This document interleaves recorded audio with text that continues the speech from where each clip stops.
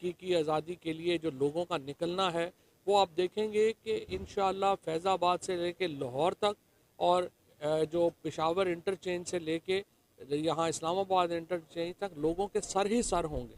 और ये राना सनाउल्लाह वगैरह इनके बस की बात नहीं है कि वो ये इतने बड़े तूफ़ान को रोक सकें। ये एक तूफ़ान की आमद है जो आप देख रहे हैं कि रन कांप रहा है। और इंशाअल्लाह ताला ये जो इमरान खान की क़यादत में ये जो तहरीक शुरू हुई है, ये अपनी कामयाबी के नज़दीक है और बहुत जल्द इंशाअल्लाह ये कामयाब होगी। सर, इमरान खान हमेशा सियासत में असूलों की बात करते हैं। जो हालिया ऑडियो लीक आई है, इस पर पार्टी का क्या मौक़िफ़ है? इस पे भी हमारा यही मौक़िफ़ है कि हमारी बिल्कुल असूलों के ऊपर मबनी जो तहरीक है वो है। अगर हमने 5 रुकन ख़रीदने होते तो वो वज़ीर आज़म जिसके साथ सारी सूबाई हुकूमतें हैं उसके 5 नहीं 50 रुकन ख़रीदना भी कोई मसला नहीं है। तो ये जो जाली ऑडियो लीक्स हैं, ये जो चल रही हैं, इनकी कोई हैसियत नहीं है। आम आदमी को भी पता है कि ये